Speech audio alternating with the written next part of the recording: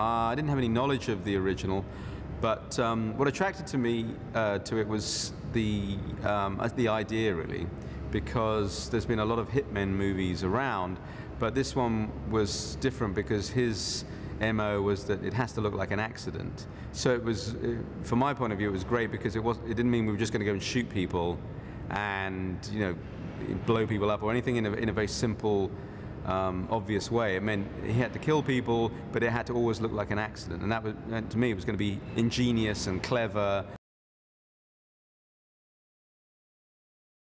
I also liked the character because he was questioning whether he should do it anymore, because that's also, you know, an interesting aspect of the story is that it's someone that's the top of his game, but he's just not sure he wants to do it anymore. And I think it's something that everybody would identify with. It's like, well, if you're going to be a hired killer or a hired hitman, what makes you want to do it? So you want him to be great and very skillful at it, but you don't also want him to be just ruthless.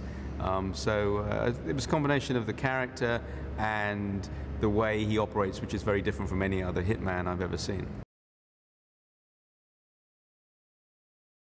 Well, I've watched Jason over the years sort of develop into this very skillful, physical, you know, adept performer. He's a great brooding actor, but he's also very physical, and he's very skillful at these things that a mechanic would have to do. He's a brilliant driver.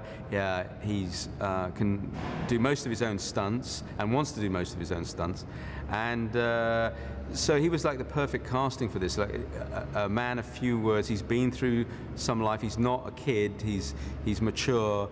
He looks physically very capable of anything, and Jason can do so much with a look, which was very important for this film because the mechanic spends a lot of his time on his own, and you know, Arthur Bishop, the mechanic, doesn't have anyone to talk to most of the time, and so you have to convey a lot of his emotion through his looks and what he's going through, and Jason's very good at that. But he's also completely believable as someone that could, you know, kill 10 men in a room with his bare hands. So he fitted it from every aspect.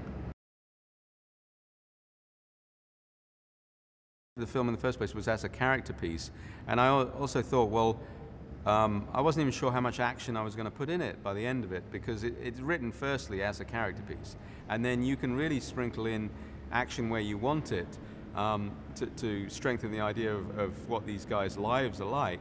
And so as I'm shooting it, I'm constantly balancing how much of every scene is character and how much is action, or how many scenes in the film are character versus action. So it's something that I kind of do a little bit on the fly, but knowing I've always got a character film at the heart of it, and if you took all the action out, it would still work, or if you put, you know, action throughout it, you know, you're going to be adding to it rather than using that to prop up the film. So I think of it as a character film first, and then there's some great highlights along the way.